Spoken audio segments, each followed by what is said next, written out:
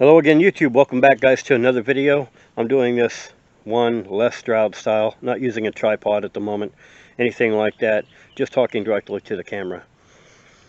I built myself a new bushcraft shelter, and I posted pictures of it on a Facebook group that I belong to that is bushcraft oriented. Most people love it. Everybody is like, hey, that's nice, man, that's a really good job, great job. But there's always that one guy, and he says that I'm going to not only get soaked if it rains, but that I should never sleep on the ground because, according to him, he said, it must be because I've been watching too many Bear Grylls videos. Because Bear Grylls says you should never sleep on the ground because of bugs. And it's a primitive shelter, so you're going to get wet. Let me show you why in both instances he is wrong.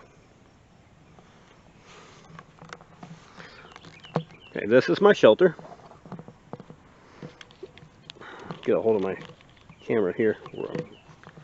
Pretty assured I'm not going to drop it. Alright, there we go. This is my shelter. And what he couldn't tell from the photograph is between point A and point B here, between these two red cedars, that's a ridge. That is a high point. It drops off in front, downhill. In back there, downhill. To the west, downhill, but only slightly. And to the east, well, the entire thing leans downhill just slightly. That's why I'm always going to sleep with my head up here, because my head will be uphill.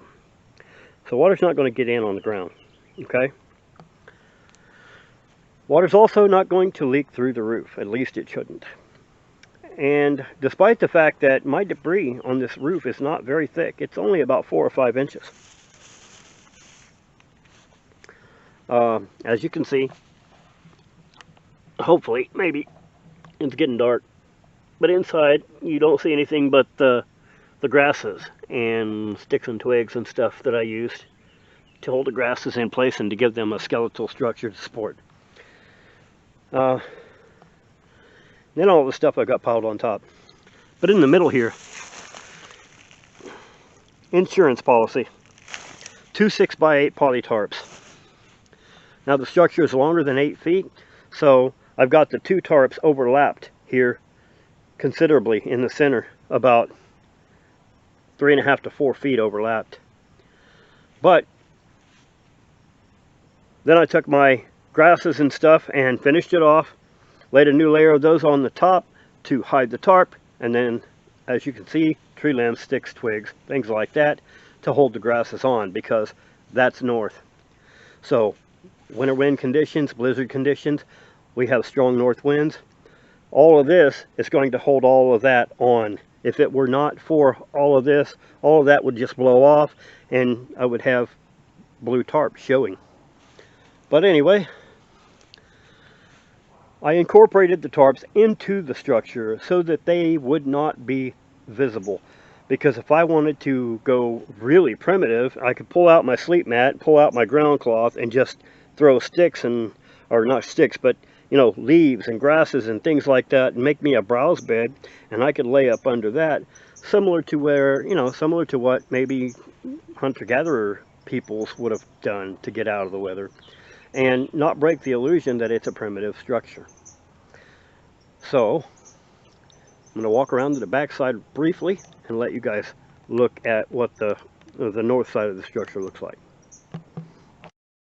Okay, this is the north side of the structure. As you can see, it blends in very, very well with the environment. Cedar is what I'm under, so cedar is what is all over the top, so that it does match my environment. And I've got a good couple of foot thick layer of tree limbs and twigs and sticks and all that kind of stuff holding on this stuff, because if not, this stuff would just blow away. So anyway, blends nicely into the environment and is not offensive to the eye. It looks like it belongs here, and I really like that. So anyway, to make a possibly long story as brief as I can, I'm not going to get wet from water from the ground because water doesn't run uphill. I've done what I can to ensure the top is not going to leak by incorporating poly tarps into the debris on the roof. Okay? Bugs, I'm not worried about bugs. I've lived here for a long time. I know what's crawling around out here.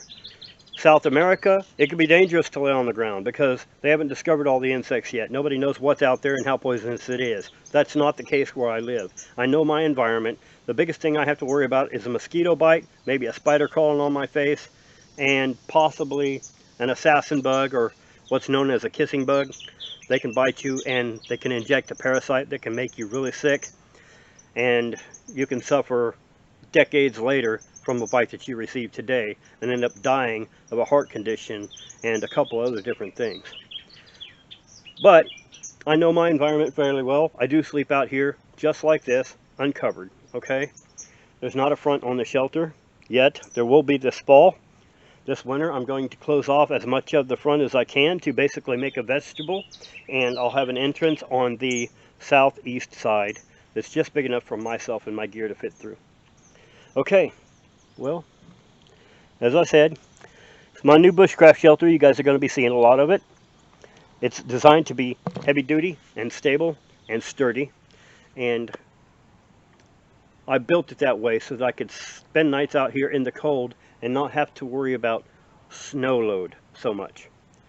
Alright, well, that's all I wanted to show you guys and all I wanted to talk about today. Thank you for watching the video if you've made it this far. If you haven't yet and you'd like to, go ahead and subscribe to the channel. Reach over there and hit that subscription button. When you do, you can click the notification bell, select all notifications if you want to be notified when I upload future videos. Questions or comments about the shelter, anything I didn't cover that you might want to know that you saw and you have a question, hey, man, that's what the comment section is for. I encourage you guys to ask me questions. Okay, thank you guys very, very much for your views and for your support. I'll get another video out to you guys as soon as I can. I'll see y'all on the next one.